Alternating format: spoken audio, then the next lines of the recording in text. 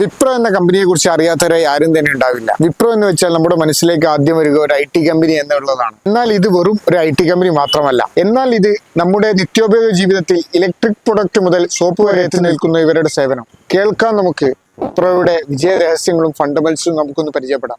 വിപ്രോയുടെ വിജയ രഹസ്യങ്ങൾ, അതുപോലെ തന്നെ ഇത് ഭാവിയിലേക്ക് നല്ലൊരു പ്രോഫിറ്റ് ജനറേറ്റ് ചെയ്യുന്ന സ്റ്റോക്ക് ആണെന്നും നമുക്ക് പരിചയപ്പെടാം. ആദ്യം വിപ്രോയുടെ ചരിത്രം നമുക്കൊന്ന് പരിശോധിക്കാം. വിപ്രോ അതിന്റെ ഫുൾ നെയിം നമുക്കൊന്ന് പരിശോധിക്കാം. Western India palm refined oil limited എന്നാണ്. കേട്ടപ്പോ ഒരു ഓയിൽ കമ്പനിയാണെന്ന് നിങ്ങൾക്ക് തോന്നിയോ?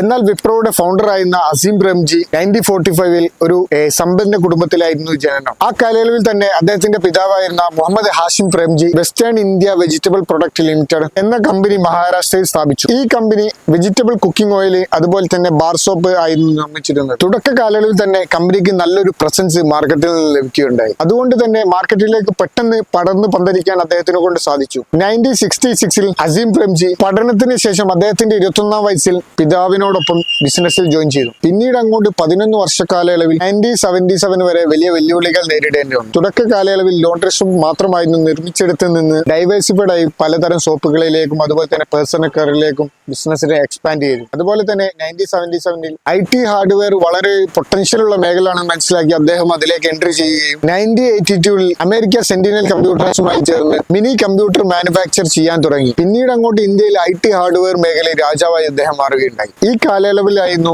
വിപ്രോ റീബ്രാൻഡ് ചെയ്യപ്പെട്ടത്. ഈ കാലയളവിലാണ് നമുക്കൊക്കെ സുപരിചിതമായ സന്തൂർ എന്ന ബ്രാൻഡും ഉത്ഭവിച്ചത്. ഇൻഫ്രാസ്ട്രക്ചർ എഞ്ചിനീയറിംഗിലും ഇവരുടെ ഡൈവേഴ്സിഫൈഡ് ബിസിനസ്സിലൂടെ വളരാൻ തുടങ്ങി. അങ്ങനെ വിപ്രോ ഹാർഡ്വെയറിൽ ഫോക്കസ് ചെയ്ത ടൈമിലാണ് സോഫ്റ്റ്വെയറിന്റെ പൊട്ടൻഷ്യൽ മനസ്സിലാക്കുകയും 90 കാലഘട്ടത്തിൽ ഹസീം പ്രേംജിയുടെ 45ാമത്തെ വയസ്സിൽ സോഫ്റ്റ്വെയർ മേഖലകളിലേക്ക് കടക്കുകയും ഒരു അസാധ്യമായ വളർച്ച രേഖപ്പെടുത്തുകയും ചെയ്തു. അതുമൂലം 1990 മുതൽ 2005 വരെ ഇന്ത്യയിലെ റിച്ചസ്റ്റ് പേഴ്സണായി അദ്ദേഹം മാറുകയുണ്ടായി. ഇനി നമുക്ക് വിപ്രോയുടെ ഫണ്ടമെന്റൽസ് പരിശോധിക്കാം. ആദ്യം കമ്പനിയുടെ പ്രോഫിറ്റബിലിറ്റി ചെക്ക് ചെയ്യാം.